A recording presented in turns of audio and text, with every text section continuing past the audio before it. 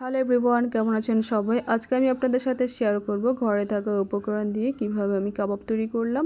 প্রথমত আমি একটা বাটিতে নিয়ে নিয়েছি কুচি কুচি করে কেটে রাখা আলু, আর এর মধ্যে দিয়ে দিলাম হাতের মুঠের 1 মুঠ পেঁয়াজ, আর দিয়ে দিলাম এখানে আদা বাটা, রসুন বাটা, দিয়ে দিয়েছি ধনিয়া পাতা কুচি কুচি করে কেটে রাখা, অ্যান্ড দিয়ে দিলাম এখানে মাংস। আমি এখানে ব্যবহার করেছি গরুর মাংস। এটাকে আগে থেকে ব্লেন্ড করে রেখেছি এবং সিদ্ধ করে অবশ্যই ব্লেন্ড করতে হবে।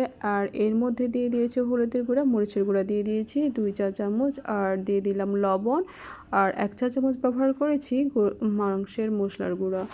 অর্থাৎ যে মশলাটা আমরা মাংসে ব্যবহার করি সেই মশলাটা আমি এখানে ব্যবহার করেছি। আর সবগুলো ইনগ্রিডিয়েন্টস একসাথে মিক্সড করে খুব ভালো করে মেখে নিতে হবে। মেখে নেওয়া হয়ে গেলে আমি এর মধ্যে দিয়ে দিব 2 টেবিল চামচ থেকে একটু বেশি পরিমাণ ময়দা ব্যবহার করব এখানে।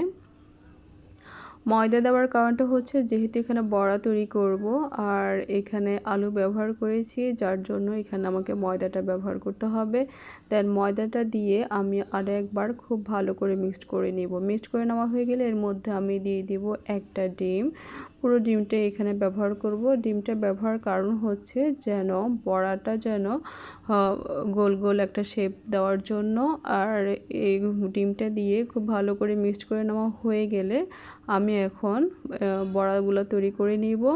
আর আমি যেভাবে দেখাচ্ছি এটা একটু অমসৃণ হবে। অমসৃণ হওয়ার কারণটা হচ্ছে যেখানে আমি আলু ব্যবহার করেছি, যার জন্য বড়াটা খুব মসৃণ হবে না অন্যান্য কাবাবের মতো। এটা একটু অমসৃণ হবে, তবে খেতে বেশ মজা।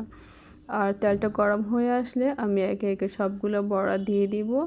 দেন বড়াগুলো মিডল থেকে প্রথমত হাই রাখবো, হাই হিটে, তারপরে হচ্ছে মিডলে রেখে বড়াগুলো খুব সুন্দর করে ভেজে নিব।